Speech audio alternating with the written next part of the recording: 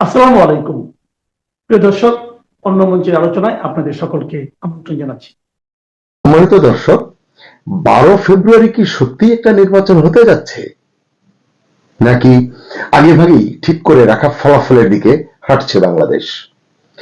এই প্রশ্নের মাঝখানে সবচেয়ে বড় করে উচ্চারিত হচ্ছে, বেশি বেশি উচ্চারিত হচ্ছে সেনাপ্রধান জেনারেল ওয়াকারুজ্জামানের নাম। প্রশ্ন উঠছে, 12 ফেব্রুয়ারির নির্বাচনে কার পক্ষে তিনি, কার হয়ে তিনি কাজ করছেন বা করবেন? সুপ্রিয় দর্শক, আপনি কি মনে করেন দেশে সুষ্ঠু নির্বাচন হবে? কেন করলাম প্রশ্নটা? বলছি, বাংলাদেশে ইতিপূর্বে যে কোটি গ্রহণযোগ্য নির্বাচন অনুষ্ঠিত হয়েছে, মানে সবাই যাকে যেই নির্বাচনগুলোকে গ্রহণযোগ্য মনে করেন, সেই নির্বাচনগুলোর কোনটির আগের পরিস্থিতি এখনকার মতো এত অস্থির এবং অনিয়ন্ত্রিত ছিল? অনেকে তো বলেন এখনকার যে পরিস্থিতি সেটি দেখে যে দেশে যেন ছোটখাটো একটা যুদ্ধ লাগতে চলেছে। মানে তাদের মতে এখনকার দেশের পরিস্থিতি, আইন শৃঙ্খলা পরিস্থিতি, সামাজিক পরিস্থিতি, রাজনৈতিক পরিস্থিতি সবকিছুই নাকি মিলে এরকম একটি চিত্র দাঁড়াচ্ছে বা এরকম একটি ভয়ের বিষয় সামনে আসছে। আপনারা জানেন যে গত মঙ্গলবার, এটি গণমাধ্যমে দেখেছেন, গাজীপুরে এক আলোচনা সভায় ঊর্ধ্বতন সেনা কর্মকর্তারা মিলিত হয়েছিলেন। 3 বাহিনীর প্রধান সেখানে ছিলেন, আরো ঊর্ধ্বতন জেনারেলরা, সেনা কর্মকর্তারা ছিলেন। তো সেই আলোচনায় সেনাপ্রধান জেনারেল ওয়াকারুজ্জামান দাবি করেছেন দেশ একটি শান্তিপূর্ণ নির্বাচনের দিকে যাচ্ছে। অবাধ, সুষ্ঠু এবং সুন্দর নির্বাচন আয়োজনের লক্ষ্যে সংশ্লিষ্ট সব সংস্থা আন্তরিকভাবে কাজ করছে। কিসের ভিত্তিতে তিনি এই মন্তব্য করেছেন এটা তিনিই ভালো বলতে পারবেন। মানে এর যে প্রায়োগিক বিষয়টি যদি আপনি চিন্তা করেন, সেটি আপনি মেলাতে পারবেন বলে আমার মনে হয় না। সেনাপ্রধান বলেছেন তাদের সবার লক্ষ্য একটাই, তা হলো একটি গ্রহণযোগ্য নির্বাচন নিশ্চিত করা। আসলে একটি গ্রহণযোগ্য নির্বাচনের কি কি উপাদান অপরিহার্য, অবশ্যই প্রয়োজন, সেটি আসলে আলোচনা করলে এই বক্তব্যটি নিয়ে আর বিশ্লেষণ করার কোনো প্রয়োজন হয় বলে আমার মনে হয় না। এবং এই বিষয়টিতে দেখলাম যে নিন্দুকেরা কি বলছেন বা সমালোচকরা কি বলছেন। তারা বলছেন 3 বাহিনী এবং সরকার ও তার প্রশাসন যতটা না সুন্দর একটি নির্বাচনের জন্য কাজ করছে, তার চেয়ে বেশি তাদের মনোনীত দলকে ক্ষমতায় বসানোর জন্য তারা ব্যতিব্যস্ত। এটা নিন্দুকেরা বলতেই পারে, কারণ প্রেক্ষাপট যদি এমন হয় কি করার আছে। মজার বিষয় হলো, যে আলোচনায় সেনা প্রধান গ্রহণযোগ্য নির্বাচনের আশাবাদ ব্যক্ত করেছেন, সেখানেই মানে সেই আলোচনাতেই বিমান বাহিনী প্রধান air chief marshal Hasan Mahmud Khan বলেছেন বাংলাদেশের বেশ কয়েকটি বিমান ঘাঁটিতে সামরিক হেলিকপ্টার মোতায়েন থাকবে। কেন থাকবে আমি জানি না। মানে ওই যে যুদ্ধের ভাব, যুদ্ধ যুদ্ধ পরিস্থিতি বা এরকম একটা আতঙ্ক আশঙ্কা না থাকলে কেন এটি আমি বলতে পারবো না। নৌবাহিনী প্রধান অ্যাডমিরাল এম নাজমুল হাসান দাবি করেছেন যেসব এলাকায় দুষ্কৃতিকারীদের দৌরাত্ম বেশি, সেখানে তারা বেশি করে নজরদারি চালাচ্ছেন। মানে অনেকদিন ধরেই তো তারা মাঠে ম্যাজিস্ট্রেসি পাওয়ার নিয়ে আছেন। এটির আসলে কোনো ভালো উপকারিতা বা এটির কিছু আসলে বোঝা যায় না। তবু তিনি বলেছেন, এই কারণেই প্রশ্ন উঠছে যে এসব কথার মানে কি, কি বার্তা দিতে চাচ্ছেন তারা, এটি আসলে জনগণ বুঝতে পারছেন না। সেনাপ্রধানের কথা নিয়ে খুব বেশি আশাবাদী কি হতে পারেন দেশের জনগণ? আপনার কি মনে হয়? 2024-এর 5 আগস্ট জেনারেল ওয়াকারুজ্জামান যেসব প্রতিশ্রুতি দিয়েছিলেন দেশবাসীকে, জাতিকে, তার কোনটি তিনি রক্ষা করেছেন? আমার চেয়ে আপনারাই ভালো বলতে পারবেন। মব সন্ত্রাস নিয়ে তার যে হুঙ্কার আমরা শুনেছি, হুঙ্কার দিয়েছেন একাধিকবার, তার ক্ষোভ প্রকাশ করেছেন, দৃঢ়তা ব্যক্ত করেছেন, তার সুফল কি পেয়েছে দেশের মানুষ? তারপর বন্দর নিয়ে, মানে বন্দরের যে terminal, new marine container terminal, এটি বিদেশিদের দেওয়ার যে প্রোপাগান্ডা চেষ্টা অন্তর্বর্তী সরকারের, ইউনূস সরকারের, বিশেষ করে ইউনূস সাহেবের, এবং করিডোর নিয়ে সেনাপ্রধান জেনারেল ওয়াকার যে হুঙ্কার দিয়েছিলেন, এটা কিন্তু জাতি ভোলেনি। হয়তো তিনি ভুলে গেছেন কি বলেছিলেন। এই জন্যই হয়তো এখন চট্টগ্রাম বন্দরের নিউ মেরিন কন্টেইনার টার্মিনাল নিয়ে সরকারের একগুঁয়েমি থামেনি এখনো। তার সেই একরোখা মনোভাব এখন আর সেনাপ্রধানকে স্পর্শ করে না। মানে দিলে দিয়ে দিক, গেলে চলে যাক, বিষয়টা হয়তো এরকম, অথবা তিনি somehow or other convince। তারপরে দেখুন, দেশের সংখ্যালঘুদের জানমাল রক্ষা করা বা নিরাপত্তায় সেনাপ্রধান অনেক কথা বলেছেন। আইন শৃঙ্খলা রক্ষাকারী বাহিনীর শীর্ষ কর্তারা, ঊর্ধ্বতন কর্তারাও অনেক কথা বলেছেন। আসলে তাদের এই কথা নিয়ে বা তাদের ভূমিকা নিয়ে নতুন করে আলোচনার কিছু নেই। যা ঘটেছে, যা ঘটছে তা আমাদের সামনে, তা গণমাধ্যমের পাতায়, সোশ্যাল মিডিয়ায় সয়লাব হয়ে আছে। দেশে বিদেশে এসব নিয়ে সমালোচনা চলছে। এরকম করে অনেক কথা বলা যায়, এরকম আরো অনেক কারণ আছে যেসব কারণে সেনাপ্রধানের ভূমিকা এবং প্রতিশ্রুতি নিয়ে সাধারণ মানুষও আজকাল নানান প্রশ্ন তোলার সাহস পান। মানে তারা আর এখন ভয় পান না যে সেনাপ্রধানকে নিয়ে সমালোচনা করা হবে এবং এটি নিয়ে কোনো তীব্র প্রতিক্রিয়া হতে পারে। এরও পিছনে নানান কারণ আছে এবং কেউ বলতে পারেন না আসলে সেনাপ্রধান জেনারেল ওয়াকারুজ্জামান তিনি কার হয়ে খেলছেন, কার স্বার্থ রক্ষা করার জন্য তিনি ব্যস্ত রয়েছেন। এটি আসলে জনগণ বুঝতে পারে না। এক এক সময় মনে হয় তিনি এক এক দিকে ঝুঁকে গেছেন। গাজীপুরের যে আলোচনার কথা বলছিলাম, সেখানে তিনি অনেক আশাবাদের কথা ব্যক্ত করেছেন, কিন্তু এর মাঝে আবার তিনি বলেছেন ভোটের দিন কোথাও কোথাও বিশৃঙ্খলা হতে পারে, ব্যালট ছিনতাই হতে পারে, কারচুপি হতে পারে, বা ভোটারদের কেন্দ্রে যেতে বাধা দেওয়ার চেষ্টা করা হতে পারে। মানে কারণ কি, কিভাবে হবে, কারা দেবে? মানে তিনি এই যে আশাবাদের কথা বললেন, সুষ্ঠু নির্বাচন, গ্রহণযোগ্য নির্বাচন হবে, আবার তিনি বলছেন সেখানে এগুলো এগুলো হতে পারে। এগুলো এগুলো যদি হয় তাহলে কি গ্রহণযোগ্য নির্বাচন হতে পারে? প্রশ্ন হলো যে জনগণ তার কোন কথাটা আসলে বিশ্বাস করবে? সুষ্ঠু হবে নির্বাচন, অবাধ হবে, গ্রহণযোগ্য হবে সেটি, নাকি ভোটের দিনে এই সংঘাতগুলো, সহিংসতাগুলো হবে, ব্যালট ছিনতাই হতে পারে, ভোট কেন্দ্রে যেতে বাধা দিতে পারে?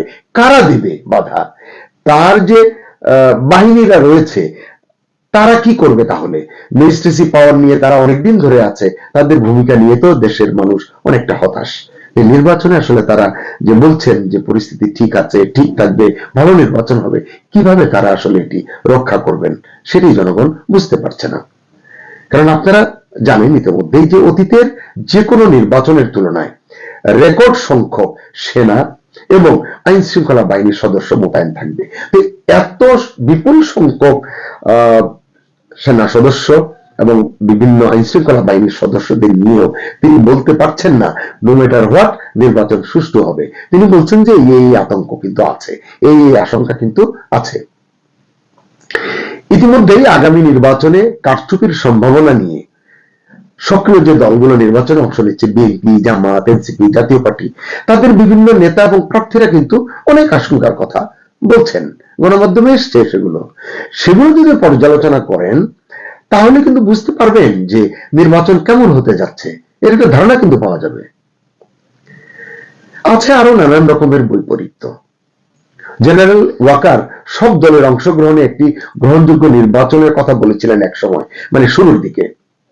সেটি তিনি আর এখন মনে করেন কিনা বা চান কিনা তার সেই চিন্তায় কিন্তু তিনি স্থির থাকেননি। বোঝা যায় যে তিনি হয়তো এটি আর চান না এখন। তারপরে এই যে গণভোটে, জাতীয় সংসদ নির্বাচনের দিনে গণভোট অনুষ্ঠিত হবে, সেই গণভোটে হ্যার পক্ষে সরকারি অনৈতিক প্রচারণা নিয়েও তিনি কিন্তু কোনো মুখ খোলেননি এবং এটি নিয়ে আরো নানান অভিযোগ কিন্তু আছে। আরেকটা গুজব বলুন, গুঞ্জন বলুন, সমালোচনা বলুন বাজারে কিন্তু আছে। সেটা কি, যে বিএনপির সঙ্গে তার সমঝোতা হয়েছে বা এক ধরনের আতাত হয়েছে, এরকম একটা গল্প বাজারে কিন্তু ঘুরে বেড়াচ্ছে। আবার অনেকে বলছেন তিনি তো আগাগোড়াই জামাতের লোক। মানে এর কোনটি সত্য কোনটি মিথ্যা বলা মুশকিল, তবে তিনি যে মোটেই নিরপেক্ষ নন এটাই মনে করেন এখন দেশের সিংহভাগ মানুষ। আমি বলি রেকর্ড সংখ্যক সেনা মোতায়েনের পরও যদি নির্বাচন নিয়ে এখনো নানান শঙ্কা থাকে, তাহলে আগে ভাগে নির্বাচন সুষ্ঠু হবে, 12 তারিখের নির্বাচন গ্রহণযোগ্য হবে, এই কথাটা যে সেনাপ্রধান বললেন এর ভিত্তি কি? কার স্বার্থ রক্ষার জন্য তিনি এই কথাটি বললেন? বিদেশি পর্যবেক্ষকদেরকে আশ্বস্ত করবার জন্য? বিদেশি যে দেশগুলো আমাদের দেশের নির্বাচনের দিকে তাকিয়ে আছে তাদেরকে আশ্বস্ত করবার জন্য তিনি এই কথাগুলো বললেন? আসন্ন নির্বাচন সুষ্ঠু হবে, অবাধ ও শান্তিপূর্ণ হবে। সুপ্রিয় দর্শক, এটিকে আপনি বিশ্বাস করেন? আমার জানা মতে এটা নিয়ে সবার মনেই আছে গভীর সংশয়। সরকার, প্রশাসন, সশস্ত্র বাহিনী, এমনকি নির্বাচন কমিশনও হয়তো এটা জানে যে আসলে সামনে কি ভয়াবহ দিন অপেক্ষা করছে, মানে 12 তারিখ। তবু তারা চাইছে যেন তেন ভাবে একটা নির্বাচন করে ফেলতে, যেটা আসলে তাদের পছন্দের দল বা ব্যক্তির স্বার্থ সুরক্ষা নিশ্চিত করবে। এর ভিতর দিয়ে তাদের অনেক এজেন্ডা আছে, সেগুলো তারা বাস্তবায়ন করবে। আর কোনোভাবে যদি এই খিচুড়ি মার্কা মানে যে নির্বাচনের কথা বলা হচ্ছে, জগা খিচুড়ি এলোমেলো যেটি, এই নির্বাচনকে যদি আপাত অবাধ এবং শান্তিপূর্ণ দেখানো যায় বা বলে প্রতিষ্ঠিত করা যায়, তাহলে তো ইউনূস সাহেবের কেল্লা ফতে। মানে এই নির্বাচনের আগে পিছে তখন আর ইউনিক এবং ঐতিহাসিক তকমা এটি লাগাতে কেউ বাধা দিতে পারবে না ইউনূস সাহেবকে। আপনারা জানেন যে গত কিছুদিনে সেনাপ্রধান দেশের বিভিন্ন ক্যান্টনমেন্টে গিয়েছেন, নিরাপত্তা পরিস্থিতি পর্যালোচনা করেছেন তার সদস্যদের সাথে।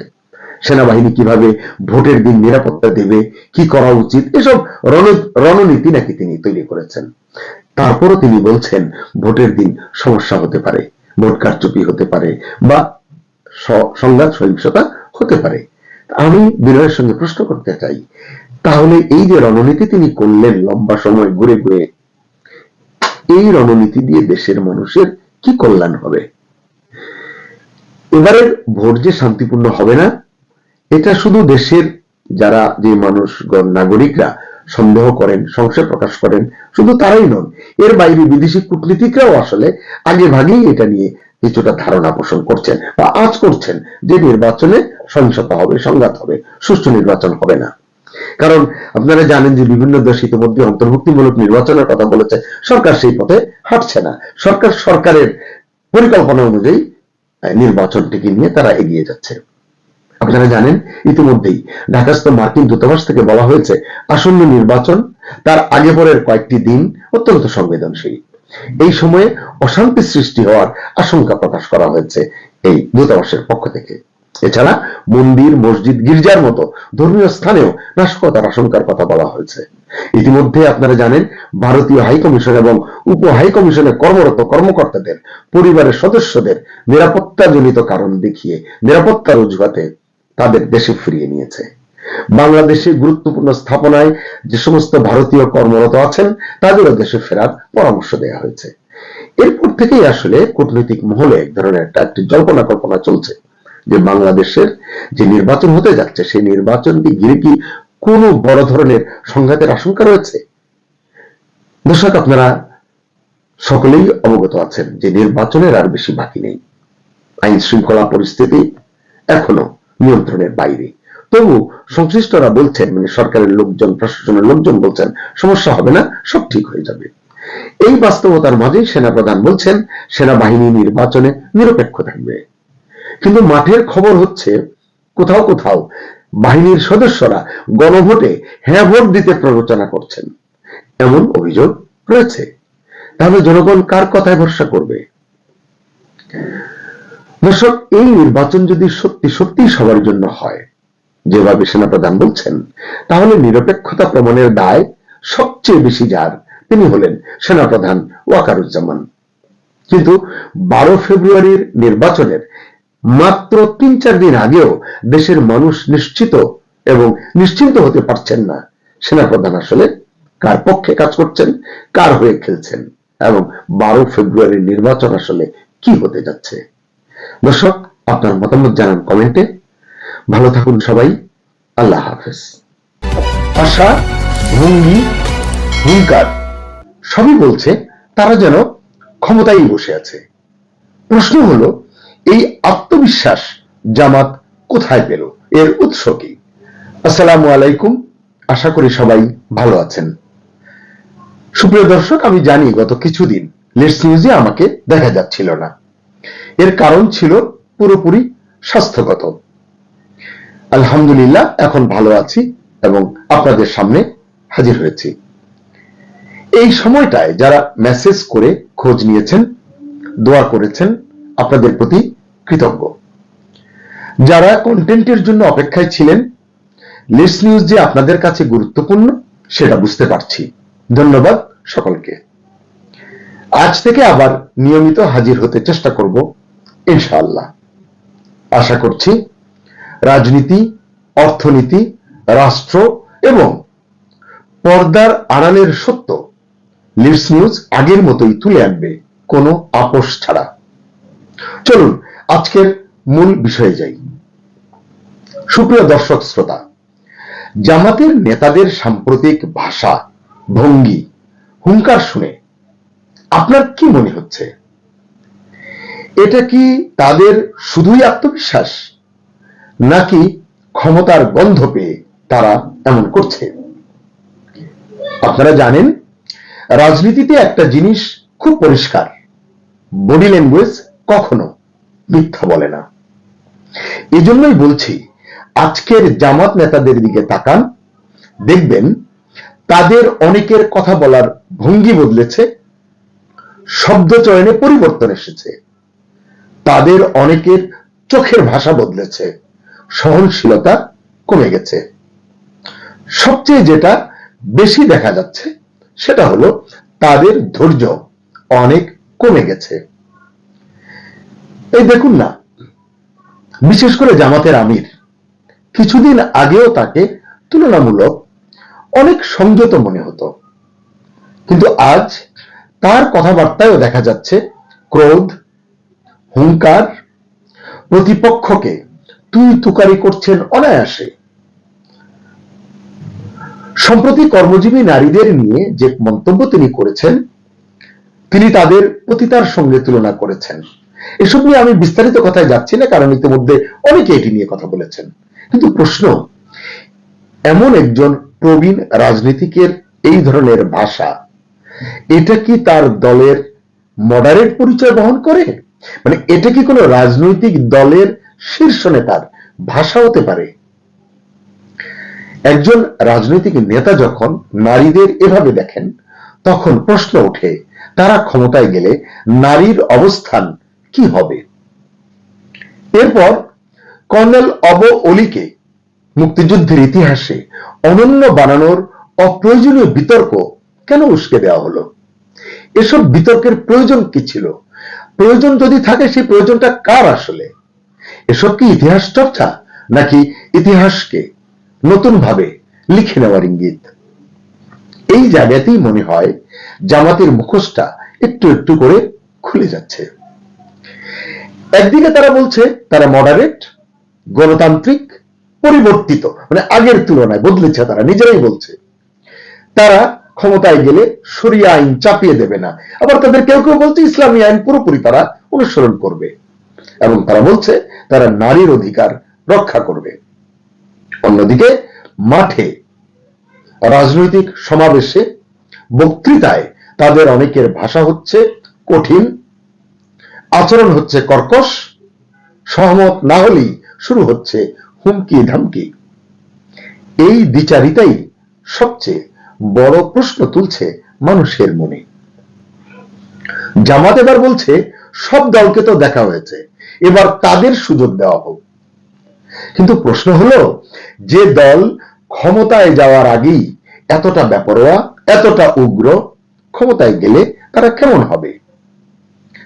ঢাকা 17 আসনের এমপি প্রার্থী সেনা সদস্যদের সাথে যে ব্যবহার করেছেন, সেই ভিডিও ফাঁস না হলে ডাক্তার সাহেবের এই উগ্র মূর্তির গুণের কথা কি জানতে পারতেন দেশবাসী?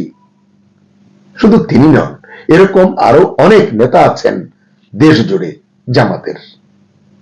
কিন্তু জামাতের শীর্ষ নেতাদের দাবি হলো, বাংলাদেশে তারাই একমাত্র দল যাদের উপর অবলীলায়, নির্দ্বিধায় আস্থা রাখা যায় বর্তমান প্রেক্ষাপটে।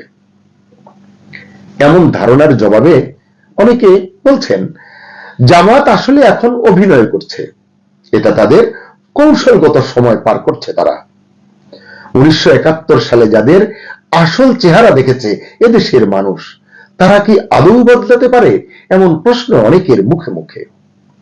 আরেকটা প্রশ্ন আরো গুরুতর, এই যে তারা এত আত্মবিশ্বাসের সঙ্গে কথা বলছে, হুমকি দিচ্ছে, তুই তুকারি করছে, ধমকি দিচ্ছে, দেখে এবার হুঙ্কার ছুটছে, এত আত্মবিশ্বাস, এত বেপরোয়া হওয়ার ভিত্তি, সাহস কোথা থেকে পাচ্ছে তারা? কারা ইন্ধন যোগাচ্ছে? কারণ পশ্চিমারা, বিশেষ করে যুক্তরাষ্ট্র নাকি জামাত নিয়ে এখন আর অস্বস্তিতে নেই, মানে আগে যেটা ছিল, এমন একটি বার্তা প্রতিষ্ঠার চেষ্টা কিন্তু চলছে। সোশ্যাল মিডিয়ায়, গণমাধ্যমে, বিভিন্ন ফোরামে, বিভিন্ন ডায়াসপোরাতে এটাই চেষ্টা চলছে।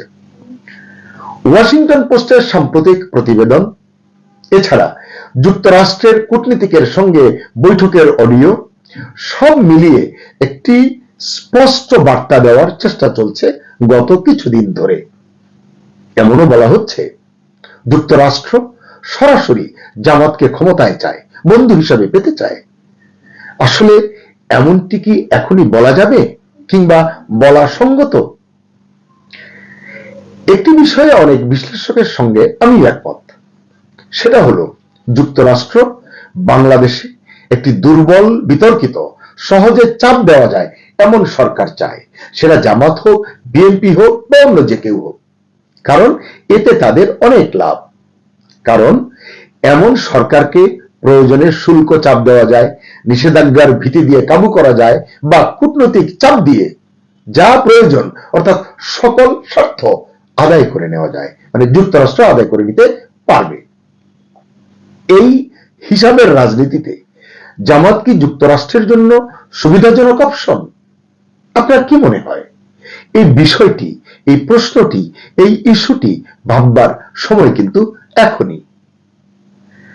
এখন জামাত দুর্নীতির বিরুদ্ধে কথা বলছে, বেশ জোরে সোরে বলছে, কিন্তু 2001 থেকে 2006 এই সময়ে যখন তারা ক্ষমতার অংশ ছিল বিএনপির সঙ্গে, তখন কি তারা দুর্নীতির বিরুদ্ধে দাঁড়িয়েছিল? বিএনপি কিন্তু দুর্নীতিতে একাধিকবার বিশ্ব চ্যাম্পিয়ন হয়েছে, সে দায় কি জামাত নিয়েছে? না, তখন তারা কিন্তু চুপ ছিল। এবং তারা কিন্তু এই যে এত সততার কথা বলে, তারা কিন্তু তখন ক্ষমতাও ছাড়েনি। ইতিহাস বলে জামাত মুখে এক কথা বলে, কাজে অন্যটা করে। আজ তারা জুলাই সনদের কথা বলছে, তারা জুলাই সনদে স্বাক্ষরও করেছে, কিন্তু নারী মনোনয়নের যে শর্ত 5% সংসদ সদস্য হিসেবে, সেটা তারা মানছে না, মানেনি। এটাকে কি আপনি রাজনৈতিক সততা বলবেন, না বলা যাবে? তারা কি উত্তর দেবে এর? একটি আল জাজিরার সঙ্গে সাক্ষাৎকারে শুনলাম জামাতের আমির বলছেন they are preparing for them for next election. আসলে এটি হচ্ছে এবারের নির্বাচনের বৈতরণী পার হওয়ার মতো একটা ফাঁকা বুলি, এবং যেটা অচিরেই প্রতারণা বা ধোঁকা হিসেবে সকলের সামনে আসতে চলেছে। আজ জামাত তরুণদের উপর বেশি ভরসা করছে, এমন একটি বার্তা তারা সকল ক্ষেত্রে দিচ্ছে। কিন্তু অতি সম্প্রতি যেসব বিশ্ববিদ্যালয়ের ছাত্র সংসদে তাদেরই ছাত্র সংগঠন, ছাত্র শিবির জয়ী হয়েছে, বা তাদের অনুসারীরা জয়ী হয়েছে, সমর্থকরা, নেতারা জয়ী হয়েছে, ইতিমধ্যেই সেসব জায়গায়, অনেক জায়গায় শুরু হয়েছে দৌরাত্ম্য, তাদের হস্তক্ষেপ, প্রশাসন, বিশ্ববিদ্যালয় প্রশাসন সহ অনেক জায়গায়, এবং অসহিষ্ণুতার কথা আর কি বলবো। ফলে দেশের অন্য যে তরুণ জনগোষ্ঠী রয়েছে, তরুণরা রয়েছে, তারা ধীরে ধীরে বুঝতে পারছে ক্ষমতার আগে আর ক্ষমতার পরে একটি দল এক থাকে না। দলের বৈশিষ্ট্য এবং নীতিও বোধহয় বদলে যায়। ইতিহাসই আসলে আমাদের শিখিয়েছে ক্ষমতায় গেলে মুখোশ ধরে রাখা যায় না, কিন্তু ক্ষমতায় যাবার আগেই কোন আত্মবিশ্বাসের জোরে, কার শক্তির প্রভাবে জামাত এত উগ্র হয়ে উঠেছে। নির্বাচনের আগেই এসব প্রশ্নের সঠিক জবাব পাওয়া উচিত বলে মনে করি, কারণ তাহলে এটি আমাদের সামনের দিনের নেতৃত্ব নির্বাচনে সঠিক দিক নির্দেশনা দেবে বা দিতে পারে। দর্শক, শেষ করব তার আগে সামগ্রিক প্রেক্ষাপটে আপনাদের জন্য প্রশ্ন, জামাত কি সত্যি বদলেছে, নাকি বদলে যাবার অভিনয় করছে? কমেন্টে আপনার মতামত জানাতে অনুরোধ করছি। সবাই ভালো থাকুন, সুস্থ থাকুন, নিরাপদে থাকুন। আল্লাহ হাফেজ।